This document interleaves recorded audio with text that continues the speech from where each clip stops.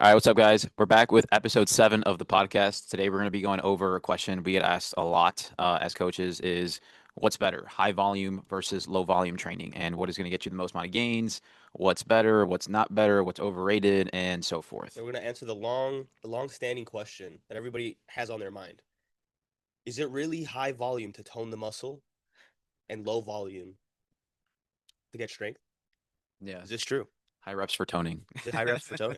High reps for toning.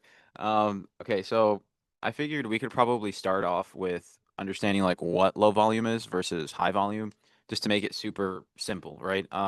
So low volume training, a lot of the times is usually just lower frequency. So like you're not really um, doing sets of like anywhere from like 10, 12, 15, like depending on how I would say aggressive your low volume S training is. I know there's some guys that do like sets of like 4 to 5 to 6, sometimes even less than that, which I would kind of consider more like powerlifting style training. Now, there's literature and there's a lot of I would say a lot of up and coming guys that do train like that nowadays. I think that's a very popular esque kind of like more science based style of training nowadays.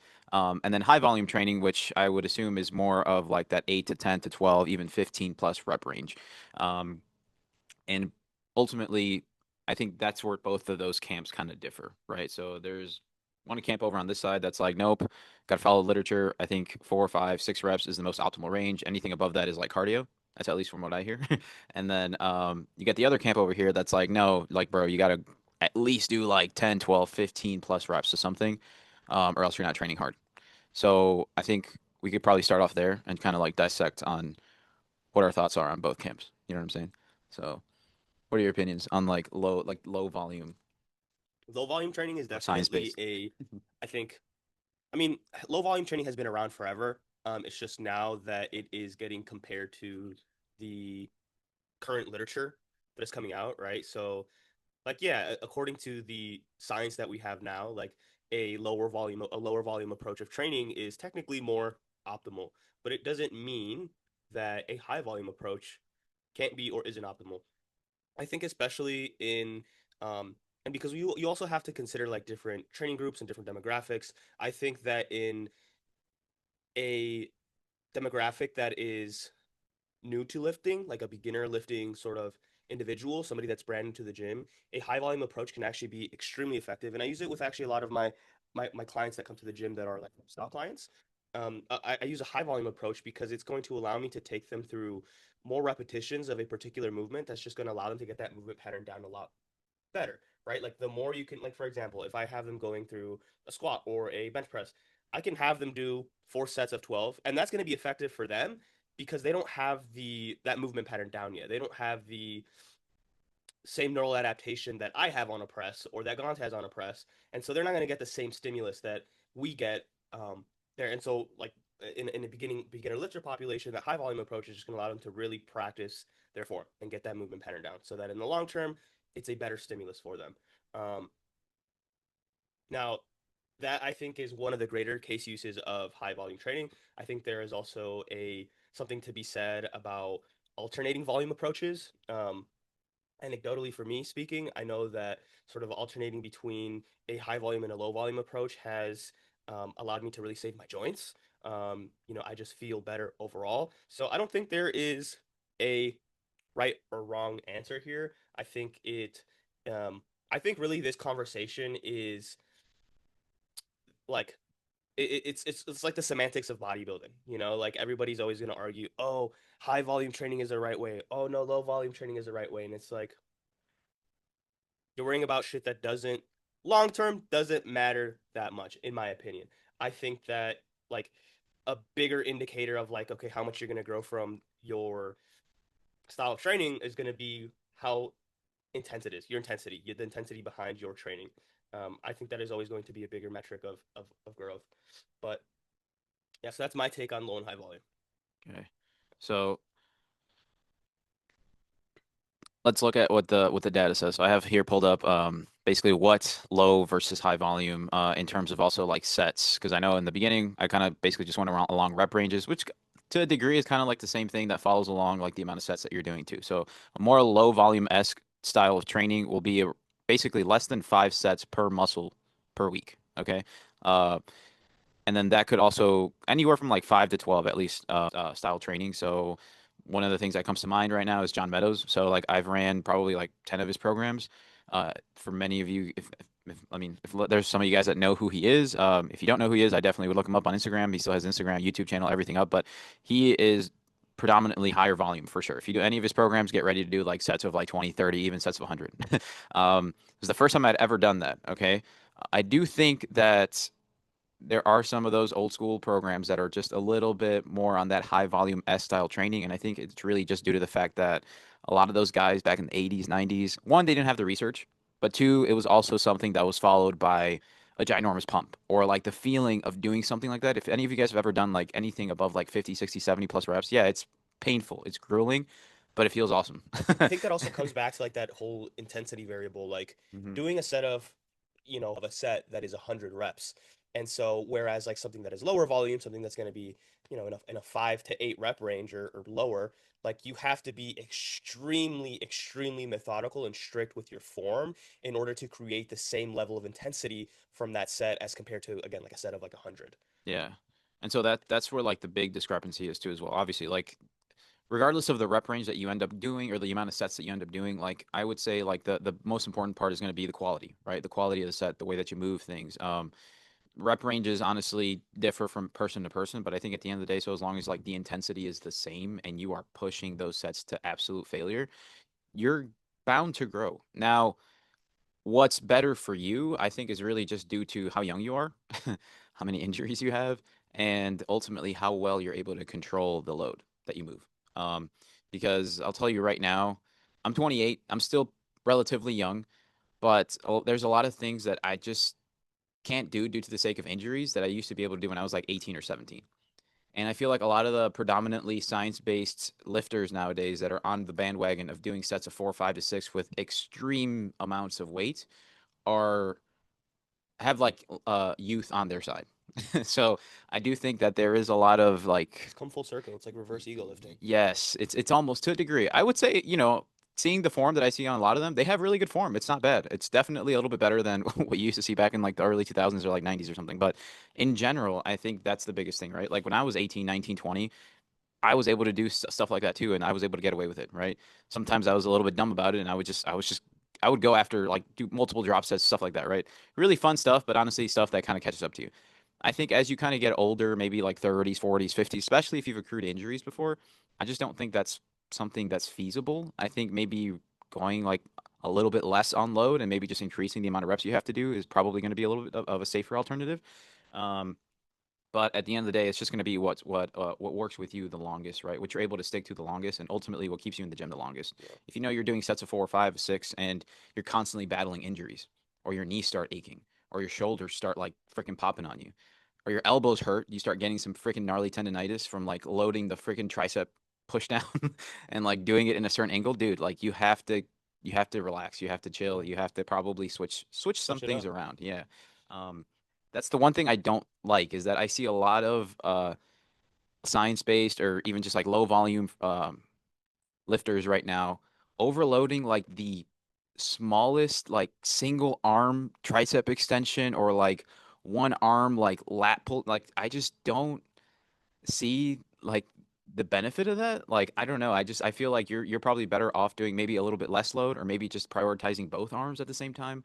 Um, and then maybe doing it that way. I don't think there's a purpose for you there yet, Yeah. considering a lot of them are so early on in their training career. I think That's there's a lot probably of the biggest thing. nuance to that as well. Like, I think coming from a more traditional bodybuilding style of training, right, Mm. rather than like an SBL style of training, um, there is a opportunity near the end of your working set when you're nearing failure where you can break down form a little bit and you can have a little bit of play. Like like the movement doesn't need to be ultra stable to the point where you are only targeting that particular muscle group. When your form breaks down a little bit, you're preventing yourself from, especially if you're an experienced lifter, you're preventing yourself from getting injury while still being able to push through a hard set. So Mhm. if you're doing like a set of tricep pushdowns, like your example, and you're on that 10th rep and you think you can get a couple more, but you just have to break down form a little bit. Maybe you need to swing a tad or maybe adjust your elbow positioning. It's lifter as somebody that has more time in the gym.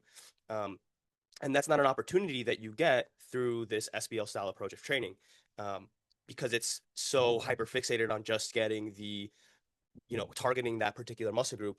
And yeah.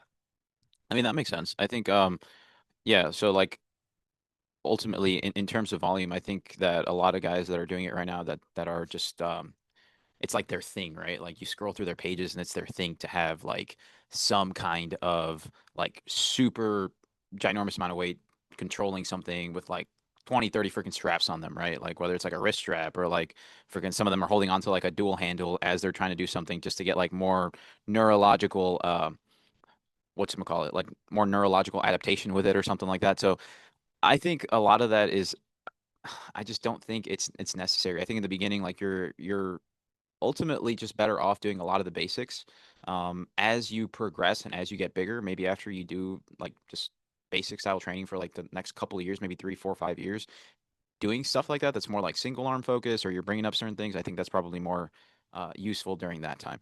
But heading over to one of the things, right? So I think also like a big proponent of high versus low volume training is a lot of people focusing on the pump, right? So nowadays, people that are on the low volume bandwagon, they think that the pump is not something that should be achieved.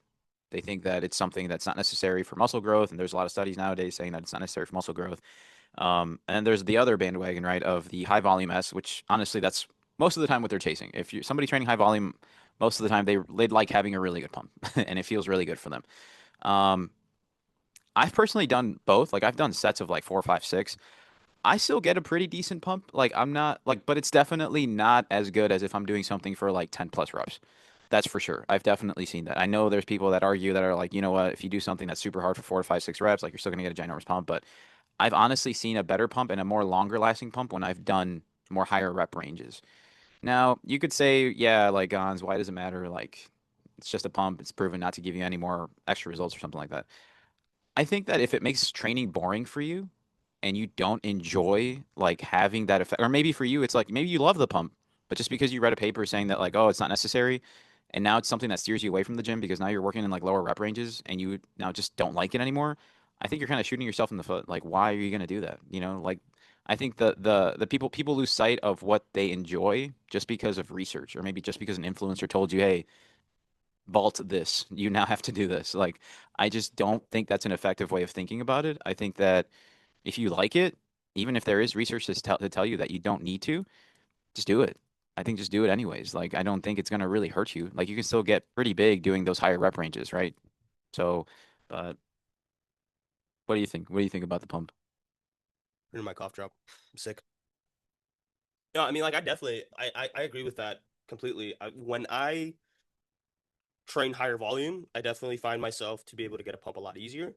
And I do enjoy it. I enjoy having a pump while I'm working out. I enjoy being able to, take off that top layer and then either with my, my tank top or my shirt off, I can see myself. I'm like, wow, I look bigger. I wish I could always look like this. And that's fun. That makes training enjoyable. Um, seeing yourself pumped, feeling your muscles pumped. It's just a good feeling. And to take that away for a probably very negligible difference in, you know, growth, maybe, um, is not worth it to me. It's just not worth it. Like I would I think it's more worth it to maintain long-term adherence and just, enjoy the pump, enjoy my slightly higher volume training and, run with it. There are very few exercises other than maybe compounds that I personally would do with like a low volume approach. And most of them are going to be like, yeah, big compounds like squats or, things like really heavy rows or deadlifts, um, maybe even RDLs. Like those things are things that, okay, I could see why, or like I could see myself, I'm sorry, like doing that with a lower volume approach, Mm, just because it's very taxing, right? So they're very taxing movements. Um, Everything else, things that are more like isolated, true. are really fun doing like with a higher volume approach. And it's not like super high volume. I'm not doing sets of like 20 or 50, like 20, 30, 40, 50, but it is higher volume. It's like, 10 to 12 rep range, sometimes even 15. Yeah. I'd say like for majority of like the younger guys that are probably looking at our podcast, I would probably say a lot of you guys are gonna do very well doing either or. mainly because you have youth on your side, right? So if you do want to get just super freaking strong, I do think there is a big, I would say, proponent to chase that strength right now because you are so early on. You should get stronger. Like right now is that time where you can fail some really stupid shit and be fine. um, so to that degree, I think that's cool to chase. I also think a really big limiting factor here is going to be your form. Absolutely. Yeah, Like if you are going to train with a low volume approach, you have to have pretty fucking good form yeah. because it has to be pretty strict again to create the same amount of stimulus that you would get with a higher volume approach. So there's that too. Very true. Yeah. So if you are going to chase strength, get your form right. Get your form right. Talk to the right people. Talk to coaches. Talk, basically, like you've probably seen people working out in the gym that actually you see and they know what they're doing, right? Like they probably move the weight really freaking good. Talk to those people, right? Because they probably can give you a couple tips on how to actually set up your form correctly, especially if it's your first year starting. That should be the number one thing that you should do, for sure. Um, but I would say, yeah, for majority of the listeners right now, like I would definitely say like any style is going to really work for you. But what I would say is just experiment with like a low volume style training, right? See if the 4 to 5 to 6 rep range is okay for you. If it's something that like you actually see progression with, if it's something you enjoy, you should know after about a week or two. Yeah. Like if this is like, I just don't like the low amount of reps I'm doing, or maybe for you it's like, shit, this is awesome. I don't have to do as much. Great, whatever. Um, and then try like a more high volume S style training, right? Like maybe instead of doing like 2 sets of something or a set of something, maybe now you're doing 3 sets of something, maybe even 4 sets of something, and then chasing that, like also doing the things like correctly, right? Like the form and everything is all good. So, but one of the things that I kind of wanted to touch on is so just kind of going off of like guys and women that are more slower twitch or faster twitch. So there is research, and I've seen this myself too with training some clients. There are going to be those clients that maybe are I don't know, more hard gainers. A lot of them kind of look like marathon runners. They're a little bit more skinnier, maybe lankier. They've always had a harder time putting on muscle. Maybe they can eat a ton of food, but just doesn't seem to go anywhere. um, so those, I feel like that there's a percentage of the population that are always going to have those slower twitch muscle fibers, which I believe is type 2. So a lot of those people, right? Maybe you're a really good endurance athlete. Maybe you're able to take a beating in terms of how much cardio you're able to do in a certain bout. But weight training for you just seems to be something that no matter how much you do, you just don't grow as much as somebody that maybe might not have as many slow twitch muscle fibers as you. I would say for those people, yes, you probably have to experiment more with higher volume S style training because I think for you, more is probably going to be better. um, and I've seen that myself with a couple clients that I've had that have just we've tried lower volume S training, but it wasn't until we've literally added more sets, more reps to certain things that they finally started actually growing. And sometimes it takes some time for you to see what you are, but I would say if you've always been like that hard gainer esque type of build, or if you've already tried low volume training and you have that build and you know for a fact that you're not getting the best results, I would probably think and see maybe if some higher volume training might work, you know? Um, and also on the other hand too as well, more explosive athletes. So guys that probably don't have a lot of trouble putting on muscle within their first year. That's probably who I'm talking to right now. Yes, you can probably move a lot of weight. You probably can get super strong. You probably have a lot of those like fast twitch muscle fibers. But on one hand, you also have to be careful with how much volume you do. Because once you get to a threshold of getting to a certain strength, you might be more predisposed to just hurting yourself. Which is something that I've also dealt with myself. For me, it's not very hard for me to get strong, do a block, and just get really freaking strong at something. It's very easy for me to do that. But there gets to a point when I am chasing that too much, or I maybe end up doing, or I maybe end up progressing way too fast, and I end up hurting myself. So that is one thing. On the other hand, too, if you're somebody that puts on muscle or you get super strong really freaking fast, like you've seen for you, like just to put up load, it's not that hard for you. I think that's also something where you kind of need to relax if you are doing more high volume S style training. Maybe for you, a low volume approach might be a little bit better. I think that's more like niche kind of advice depending on what you feel like you're at. I'd probably say like, if you've been doing this like for at least a couple of years and you understand where your training is, maybe it's a good idea to kind of like be a little bit more precise about the kind of volume you stick with, right? Or maybe just be in the middle, right? Like maybe not so much low volume, maybe not so much high volume, but just somewhere in the middle where, you're recovering effectively. But yeah. What did you in terms of that? Like, have you seen any of that? Like with any clients or any like, or even with your style training? Um, like when it comes down to, I guess what are you asking? Like when it Like, so in terms of like the fast twitch, slow twitch, like, do you think that's like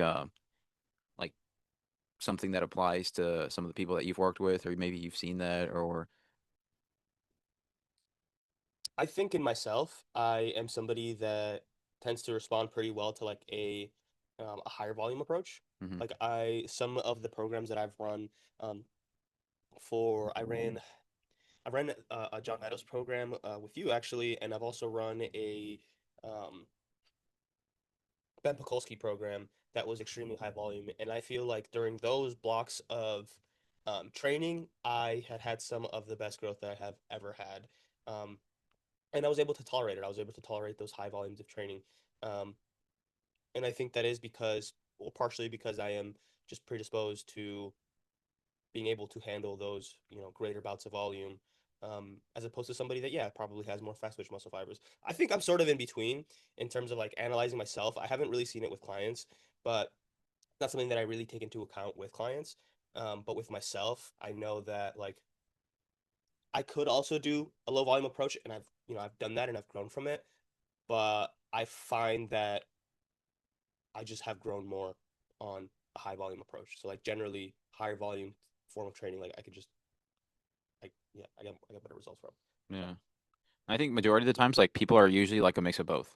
no, Like, you're not one or the other. You're definitely like it's a spectrum, right? There's like mhm, there's fast twitch, there's slow twitch, and like you're somewhere in that the in mix. the middle. Some people might you just might be on one extreme end more than another. You know, it just depends. I've definitely seen things like that. It's crazy. It's crazy how the human body works sometimes. Genetics are crazy. You get sprinters, football players, like explosive Mhm. athletes, powerlifters are all going to be more so on that fast twitch side, and then like you said, more endurance athletes like long distance runners, marathon runners, cyclists, swimmers are going to be more so on that um, Yeah. low twitch side. Uh, It's crazy because nowadays I think you can even get like genetic testing done to see what response you have and like how predisposed you are to like faster twitch muscle fibers versus like slower twitch and see what volume I might didn't even work know for that. you. That's cool. Yeah, I think I saw it on like Merrick Health. I think Merrick Health has like a test where you can actually see if you're responding or what you would respond to. Um, I think they also have one for like what kind of PEDs and things like that you could do. Like if you would respond well to them or not, which is kind of crazy. But yeah, I would say that's probably like medium volume esque style training for me. Anytime I really try to push my body to do some type of higher volume training, I somehow hurt myself. So I think for me, even though I love high volume S training and I keep coming back to it, I know for me to be safe and for me to progress the most, I have to be low, kind of low mid volume S. That's for me at least. Um, but that's just how it comes down to sometimes, right? And I think there can be like a good mixture. Like I'm not saying that just because you enjoy a style of training and it hurts you, like you have to completely not do it. I'd probably say you just have to modify it to what you can handle. I think the even just lowering some kind of sets, maybe lowering some rep ranges, but still doing some of the movements that you do. If you really like doing drop sets or supersets or rest pause sets, things like that. Like I still think there's a time and a place for it. However, for you, it might just not be doing like, three or four of them. It might just be maybe doing one or two. I have a prep client, and she is about 8 weeks out now, and the amount of volume that she is running on her training now is essentially the same amount that she was running at the beginning of her prep, so like 12 weeks ago. There has been a slight reduction in volume, but nothing as comparable to say a male competitor. I would definitely have to pull back volume with them a lot more. Mhm. Um, just find that they can generally recover better from those like higher training volume, like a higher training volume approach. Um, yeah, I agree with that. I think that at least for like a lot of the female clients I have, um I can take them through supersets of stuff. Sometimes even giant sets, like where they're doing like one, two, three freaking stations, and they will just keep going. Whereas like if I put some of my male clients in that same situation, a lot of them are like just dragging. Like they're just like the the uh the ability for them to recover sometimes just isn't that good, you know? Whereas women, I feel like, are just faster paced. They're just able to just like take like 30, 40 seconds and they're like fine. Now, obviously, I think you could argue too as well. Like, obviously, women are not technically right as strong as men, um, so that might also just be a role, right? So, as a woman gets stronger too, I would assume they probably have to take longer rest periods. But I have read research too as well, like that in general, like women, even that are stronger or that have been training for a while, like they just don't need as much rest. So, but I think that's freaking dope. I think that's cool. I think that is something that women in general could use as like almost like a superpower, right? Like you can recover more, you can be in the gym more, and you could probably build even more muscle over time, I would probably say. Um, Now, obviously, the size difference is always going to come down to hormones, right? Ultimately, because no woman, I don't think, can build as much muscle as a man unless you have testosterone. But in general, I do think that is pretty that's huge. Yeah. So a lot of women will just do better with like more a higher volume S style of training. I think that's true. Um, Now, how about like age wise, like young versus like older clients? Have you seen like a difference? For sure. I think sort of same train of thought here. Like younger clients can tolerate more volume. Their joints are fresher. They generally don't have injuries. Um, they can beat their body up a little bit more per se as compared to somebody that's older, somebody that has, my older clients will tend to have just more mobility issues and more joint pain. Um, and because of that, a lower volume approach tends to be better for them. So yeah, I would say that. Yeah, that's one thing that I was actually experimenting with. So I did have some older clients that were like 65, basically 60 and up. And I have read a lot of research too as well. Like I didn't know this until like later on, but supposedly older demographic clients, even though like a lot of them might be battling injuries and stuff like that, you have to be careful, but a lot of them actually do a little bit better with slightly more reps, slightly more sets in general, just because they need like a higher level of maintenance in terms of keeping the muscle mass that they have because now they have age against them. So as they get older, every single year that passes by, I think it's like a couple percentages that like you lose muscle mass. Like, After oh, 40, what do they say, 1% a year? yeah. Something like that? So, and I believe that's sarcopenia. So sarcopenia is when you start losing muscle mass, and that's just what happens to all of us, right? If we don't weight train, and it gets worse as you get older, and if you never weight train, it gets even worse. So, um, you're kind of battling time at that point. And I think for that, I think you do need to have like a higher level of sort of maintenance, right? Where you might have to do an extra set or something like that. Now, depending on your training, uh, I would say knowledge and also experience, maybe for you that might not be like just doing 6 or 7 sets of an exercise, right? Like that for you, it might just be doing like an extra set. A video game, and I'm like every year is like you're taking like damage, and it's like if you want to like combat that, you kind of almost have to like do a little bit more whenever you're working out, and that kind of keeps your health bar like kind of pushing against like that damage that you're taking like every year. So that's actually pretty cool. I never thought about it that way, but yeah, I think even like what's that style of training that like works really well for older people? Like blood flow restriction, blood flow like where they tie band. You know what I'm saying? Oh, okay, yeah, yeah. Yeah. So we did it once on like Yeah. the quad and leg extension. So like a lot of people use like blood flow restrictive style training where they have a band or something that they can tie it around their legs or their arms or shoulders to kind of drive more blood flow in an area. That also seems to be something that works with a lot of older demographics. Just if they're battling injuries too, it kind of Yeah, helps like that makes sense. yeah like occlude certain injuries that they might have, and it might just get more blood and just more nutrients over on the muscle, which hopefully ends up helping it grow or stimulate it more. Um, but yeah, let's see, low volume, high volume. Did we touch on everything? Yeah, I think so. Age, gender, Age, gender, training age. injury. Uh, I guess yeah. I mean, I guess like ultimately, like the biggest thing is that you enjoy, I think, what you're doing, Yeah, right? So I think enjoyability is a ginormous factor. I think adherence tops it all. Like tops it off. Like Hmm. if you enjoy doing it and you can see yourself being consistent with it, then it's going to be the right training approach for you. And if not, if you hate doing it, if you are miserable training the way that you're training, even though it's the most quote unquote optimal way to train, switch it up. Do something that you like. Because you're not going to train as hard. You're not going to be as consistent if it's something that you don't like doing. Very true.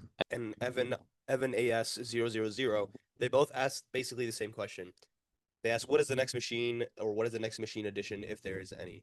Funny enough, we actually are getting two pieces delivered today. So today is Friday, February 20th, and we are getting delivered a two different plate loaded rows. They're hammer strength rows. One is a high row, almost like a pull down.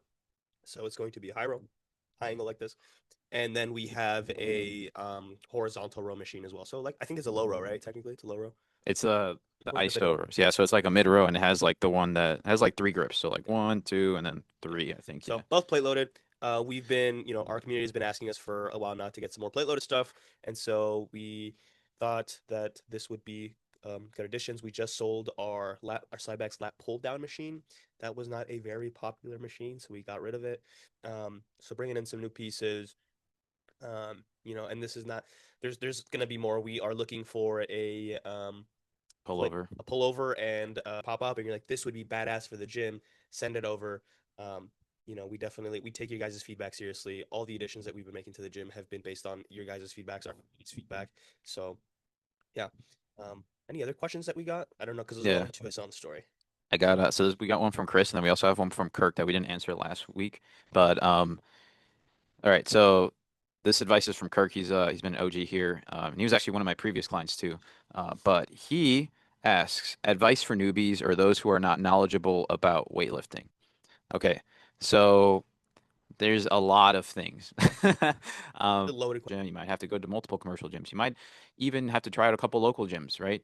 Um, Honestly, just find your preference. Find Yeah, somewhere where you feel ultimately like comfortable. comfortable. Yeah. Maybe you like some of the people there, the community somewhere that you Vending really like. machines. Yeah, maybe you like the equipment. But I would say you're probably gonna have to experiment. You're probably gonna have to go maybe get out of your comfort zone a little bit and just reach out and see what you might like. Um, I think if anything, I think maybe a lot of you guys might do well just searching up like a gym that's maybe more locally owned, community based. I think a lot of newer lifters appreciate an environment like that just because it's not necessarily as crowded.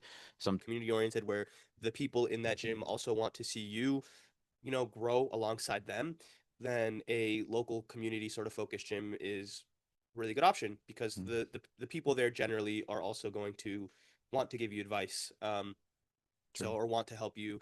Um, so I think definitely, yeah, that's a big one, is like finding an environment, a training environment that you enjoy.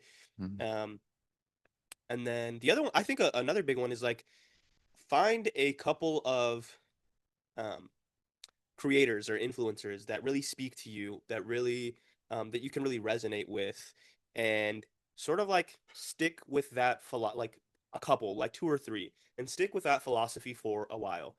Especially if it's something that, like, again, resonates with you and speaks to you, and you're like, oh yeah, this training approach makes sense to me. This feels good. This is comfortable. Do it. Again, that sort of piggybacks on that whole adherence perspective of like, hey, if you enjoy doing it, if it's something that, you can see yourself being consistent with, then do it. yeah. And then long term, you can focus on nailing down the details if you have goals that go beyond, you know, just what is, just what those influencers are pushing, or just what those creators are pushing. Um, so yeah, but I think that's super helpful too, because that is like, you know, you can get a lot of really valuable training advice, or just general advice as well, from a couple of these creators, because everybody at this point is making fitness content, and most of it is pretty generalized, like Yeah. the same fitness content that the pros are giving, or the same fitness advice that the top level pro coaches are giving. It's generally going to be the same advice that the person with 150 followers on IG is giving out. So the information is widely available. It just depends on the way that you prefer consuming it. Yeah, that's very true. Um, I also think like just having like because like if you're not knowledgeable about weight training and you're just starting out, I think legitimately I would just take that workout and I would just do it at the gym the next day during school, something like that.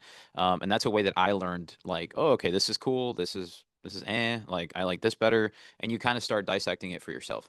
I think that is also super cool. Nowadays, it's so much easier. There's apps like Boost Camp, and I'm sure there's a ton of other. That's just the one that I've used personally, but you could download that app and you could have access to thousands of programs, like thousands. And there's some that are made by YouTubers, influencers, like guys that are like super knowledgeable in the space. I think there's like even like a Jeff Nippard program on there. There's a lot of crazy programs on there, right? And these programs are actually done by the people that are in the space that are super hype in the space right now, and you could try them out. And it's really easy to follow along. You can start logging your lifts. You start seeing how you progress, and that's how we learn. That's how we're able to have a platform. That's how we're able to teach other people is by investing money in other people that know more than you, so that fast tracks your progression so that you're no longer stumbling and spending double or triple the amount of time on something. It's like, I mean, it is a yeah. You can learn it yourself, but Yeah. yeah, I mean, you can learn anything yourself. But there's a reason people pay to go to school. There's a reason people pay, professors and teachers, and why those people have jobs. And um, Yeah, paying a coach is very much the same in a lot of ways. Where yeah, you're just paying for somebody's knowledge, somebody to and be able to help you apply that knowledge. Mhm. Um, so Like I never went to college. Well, you I also didn't never either. went. Yeah, I I went didn't for go to one college. semester actually, but that was it. Like, and so we're basically self-taught. Like everything that we've learned in the space, whether it's nutrition, training, like supplementation, what we do for coaching, it's been by investing in other coaches and or their systems and learning along the way through experience. That's the best way, in my opinion. But the only way we were able to do that is by investing in those resources, right? And that's ultimately, as a beginner, if I had to do something different, that's what I would have done. Thankfully, I had like my mom put me in like a personal training class, so like that was also that helped me out a ton. But I also wish I would have gotten more of it because it was just maybe like a 2 week long like basically almost like a daily session thing that I was doing with the trainer, and then that was it. And they kind of just let me go off and do my own thing. But I wish I would have stuck with it, or at least maybe used that personal trainer as a coach. Maybe that would have told me, okay, this is what your goals are, like this is what you want to do, and then maybe given me like a timeline or something. I think that would have been super helpful for me too, rather than just me just kind of learning how to do things and then just kind of figuring it out like on what I'm supposed to do now. Because all I started doing after that was just kind of looking at the people around me and seeing like who the most jacked or who the Yeah, most like fit person was and just doing what they did. yeah. um, that you know what I mean? So I think if you don't want to repeat that and maybe you want something more progressive where you're just not stuck trying to figure it out, pay somebody or maybe ask get out of your comfort zone and ask somebody to help you or pay them to do There's a it. lot of beginner coaches doing free work too, by the way. Yeah. Then find somebody that is in your circle that is just starting out as a coach. I am sure that they will either give you a really, really good deal or they will coach you for free. And that is like take advantage of that value. Um, and I'm sure they will appreciate it as well. You're giving them the opportunity to, um, to have you as a client and experience. So know that in that regard, it won't be the perfect system because they're still learning but it's still better than trying to go do it by yourself. So Don't be afraid to ask people. yeah, I think that's the biggest thing I'd probably say is like don't be afraid to go up to like the most jacked dude in the gym and ask him yeah, and ask him what he does. yeah, Um, I think that is so underrated nowadays because so many people are just like yeah. so intimidated or they just think like, oh my God, I don't want to like bother this person or whatever. At the But very least, they can help you point you in the right direction. yeah, Like they're like most 100%. people in the gym, the most chat guy in the gym, a lot of the times tends to be one of the nicest. Yeah, I mean, they were in your shoes at some point, so Mm, do not be intimidated by the way that somebody looks in terms of their muscle mass. Just ask questions. They they're huge because they love building muscle, and I'm sure they love to talk about how to build muscle. So yeah, ask some questions. They're gonna, at the very least, again, they will point you in the right direction. 100%. Some of like the best advice I ever gotten when I was like just started working out when I was like 14 were actually just super helpful. Like, yeah, I was scared in the beginning to like actually go up to them and like tell them, oh, like, hey, like, what do you do? Blah, blah, blah. Like, but a lot of them were actually super nice. Like, and keep in mind, like, I was like 14, 15, so it's not like I had the best communication skills. So I just kind of went up to them and I would just be like, hey, like, you're really strong. Like, what do you do? Like, what do you do here in the gym? And a lot of them would be, You're really strong. they'd be pretty receptive. And then they would be like, hey, what's up? Like, I've seen you around. And, a lot of them actually probably will notice maybe that you've already been working out or maybe putting into work right as a young person. I think that's very admirable to a lot of those guys too. So you might be shocked. They might be like, "Yo, bro, I've seen you too. Like you've been putting in work." I think that's always worth a shot. But um, yeah, I think that's a pretty good answer to those questions. I think we had one from Chris too. So what did Chris say? Going into spring, many are going into their summer cuts or show prep. What are misconceptions about cutting most learned too late? That's a good question. What Misconceptions about cutting. some misconceptions about cutting that most learn too late? I think that you can handle a really steep deficit forever, um, or like do excessive amounts of cardio forever. Um, I've had Yeah. to prep an athlete before where he had to diet into the show and had to do an exorbitant amount of cardio going into a show. And a lot of the times when that process has to be done like way too fast, like you're having to cut a lot, like when you have a lot to lose too fast, um, you just end up softer. You are more prone to losing size, like quality size. Hmm. And because of that, like I think biggest misconception about cutting is that it's all the same, whether like you lose 20 pounds in 4 weeks or you lose it in 8 weeks or 10 weeks. Like, no, generally, if you give yourself a longer timeline to lose whatever you're trying to lose or get into shape, the better the outcome will be, the better your look will be. So if you're starting I think your summer cut right now, um, like, yeah, start it now. Especially if you have a lot to lose. Like if you have 20, 30, Yeah. 40 plus pounds to lose, like start that shit right, like start that shit ASAP. Because if you want to retain as much size as possible and be in shape by the summer or by a show date, it needs to happen now. Yeah. Also, like to this question, right? You're saying summer cut versus show prep. Those two are completely different. Yeah. I would say for the average person, right? Summer cutting, you just want to get a little bit leaner. You want to maybe see some ab definition. I think that same thing, like pacing yourself, right? Maybe overestimating a little bit on how much you actually have to lose. I think you're always safe to overestimate, so you get yourself a little bit more time so that you can actually look good by the summer. But also, um, if you're just gonna go into just a regular diet for yourself where you look somewhat visibly lean but you're not getting show ready, right? I think you can be a little bit flexible with food. You don't just have to think that, oh my God, I'm just gonna eat like freaking plain old boiled chicken with Oh like yeah. shreds of lettuce. Like I think if you do that, you're gonna just hate your life for like the next 10 weeks, 12 weeks, however long you decide to do this diet for. You can probably be more flexible because you're not doing a show prep, so you can experiment with maybe tastier recipes, higher protein, lower calorie recipes. I think that's decent, right?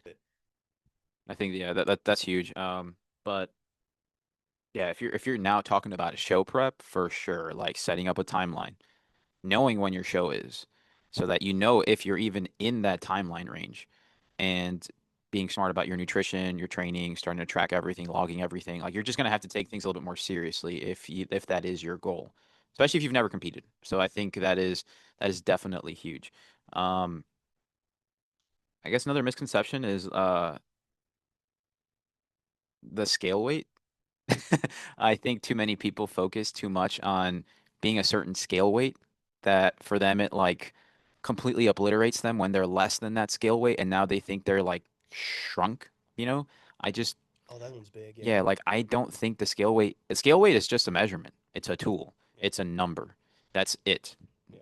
It doesn't mean and it has nothing to do with your and you think that for you to be lean, you have to be like 170, right? But then you get to that 170 and you still have more to go, right? Like a lot of people think that like that is basically like the biggest that's it for dieting, right? So I don't think that is something that you should kind of keep in the back of your head. I think that you should definitely chase what the visual looks like, right? If you know you have like another 10 pounds to go, 15 pounds to go, do it. Like I think ultimately it's going to help better your look, right? But so don't get hyper fixated on just chasing one particular weight. I don't think that is particularly something good. I think that ultimately at the end of the day, if you have more to lose, you have more to lose. And that's just what you're going to have to do in order to get leaner. Um, so I think that that's also something really good. Same thing if you are somebody that's chasing a certain goal weight. Like I don't think that's something that you should chase.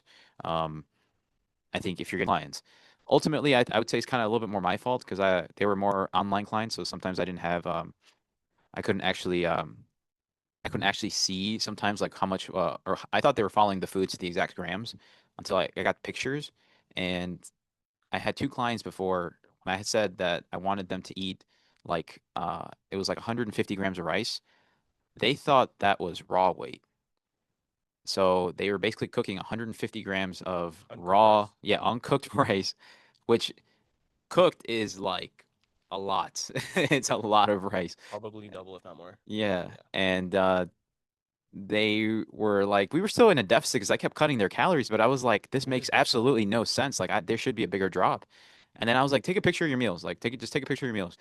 And that day, I like my freaking jaw dropped because I was like, okay, this Oh, makes a lot of it's sense a now. lot of rice. This is why you keep telling me like this is why they did not tell me they're hungry ultimately. Like, and I was like, okay, yeah, bro, we're kind of does it for most of the questions. Thank you guys for asking some questions. Feel free to ask us more questions. We'll probably do like a Q&A maybe next week, but we'll drop it in the Instagram page. So follow us at the Cage Gym, um, OSA Coaching, Coach Gons on Instagram and all other platforms. But please subscribe, like, comment, and yeah, if you guys have any other topics that you want us to review or do, completely let us Yeah. know. Maybe And we could talk about the Arnold next week. That'd be good. Oh yeah, That'd be that good. Arnold. I'm happy Okay, who we got. that'd I be got cool. Wesley for classic. I don't know who I have, honestly. I still have to look at the lineup, Oh, but all right, guys. Well, thank you guys for watching. Catch you guys next episode.